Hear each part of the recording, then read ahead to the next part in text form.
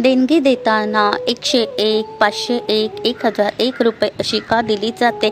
जाणून घ्या. कारण भारतीय समाजात देणग्या किंवा दक्षिणा देताना आपण अनेकदा 101, 501, 1001, 1101 अशा आकड्यांचा वापर करतो.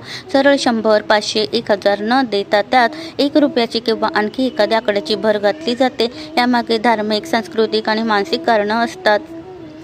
भारतीय परंपरेनुसार शून्याने शेवट होणारी रक्कम पूर्णत्व दर्शवते आणि पूर्णत्व म्हणजे काहीतरी संपलेलं असं मानलं जातं. म्हणून 100 ऐवजी 101 दिलं जातं. म्हणजेच हे काहीतरी सुरू आहे, चालू राहो ही भावना हे शुभ मानलं जातं.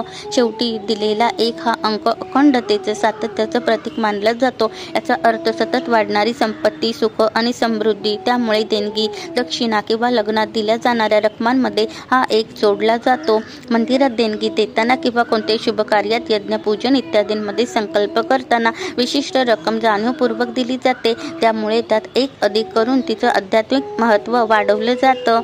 100, 500, 1000 अशा रकमांमध्ये अंतिम शून्य, मरण, समाप्ती, थांबणे याचे प्रतीक मानले जातात. तर त्यात 1 अधिक केल्याने शुभता, जीवन वाढ आणि चालू राहणं यांचे प्रतीक तयार होतं. देणगी देणाऱ्या व्यक्तीला असं वाटतं की त्याने केवळ ठराविक आकड्यांची देणगी न देता थोडी जास्त पूर्ण मनाने दिली आहे. त्यामुळे 100 ऐवजी 101 ही रक्कम मनपूर्वक देण्यात आली आहे असं मानलं जातं.